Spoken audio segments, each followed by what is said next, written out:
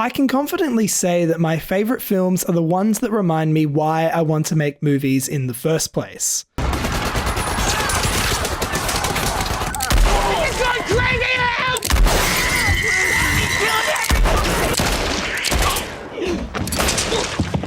Gotta have an opinion. I mean, do you think that God came down from heaven and stopped us? Oh, what the fuck's happening? Oh, man, man.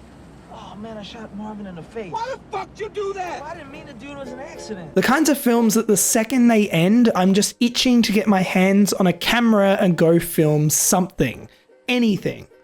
Whether it be as simple as a stinging line of dialogue, or a heartbreaking performance, or a truly beautiful and life-assuring ending, true and honest movie moments will always make my heart soar in wonderful ways. A recent example of one of those movies can be found in the form of Quentin Tarantino's 2019 epic, Once Upon a Time in Hollywood.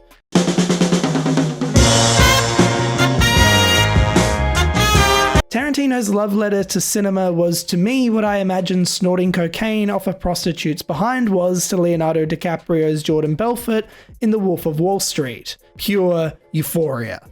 Like most people my age, Tarantino has always fascinated me as a filmmaker.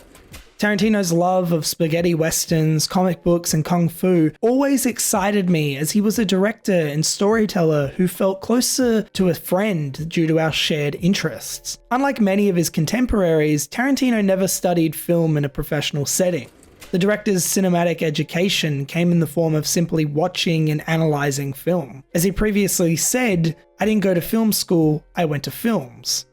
As such, all of Tarantino's films reference, pay homage, and allude to some pretty famous movies like Fellini's 8½, and some not so famous ones like A Pistol for Ringo. As someone who, up until this point in his life, had never received professional training in the art of filmmaking, Tarantino's knowledge and love for cinema has always been infatuating and inspiring. I would go as far as to suggest that the reason why Once Upon a Time in Hollywood connects with me so much is down to the simple and unmistakable fact that the film is Tarantino's way of saying goodbye.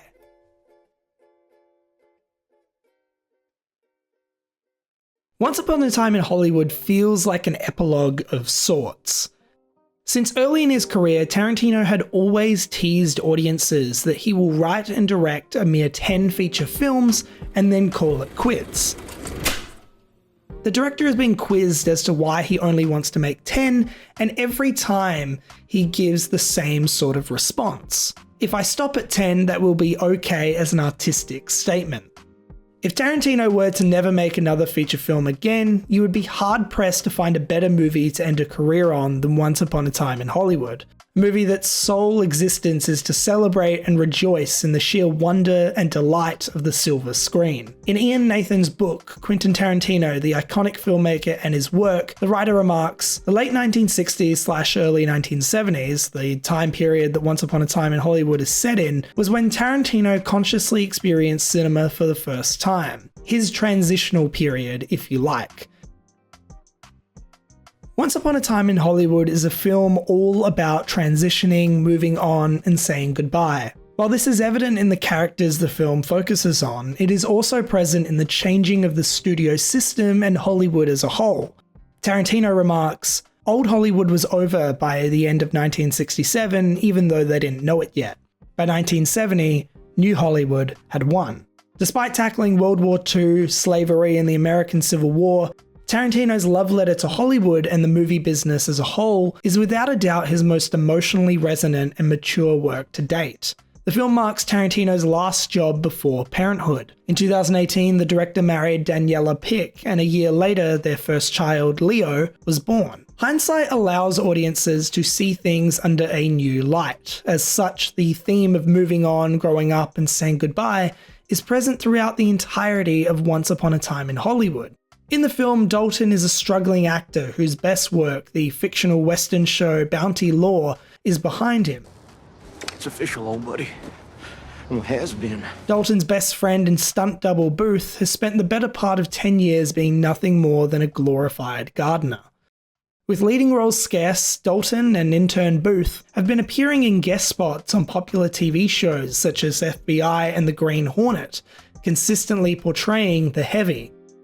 In an early scene from the film, Dalton is offered a Western job in Rome by film producer Marvin Schwartz. Dalton, unsure of the change and adamant that he still has a place in Hollywood, contemplates the job, not outright rejecting it.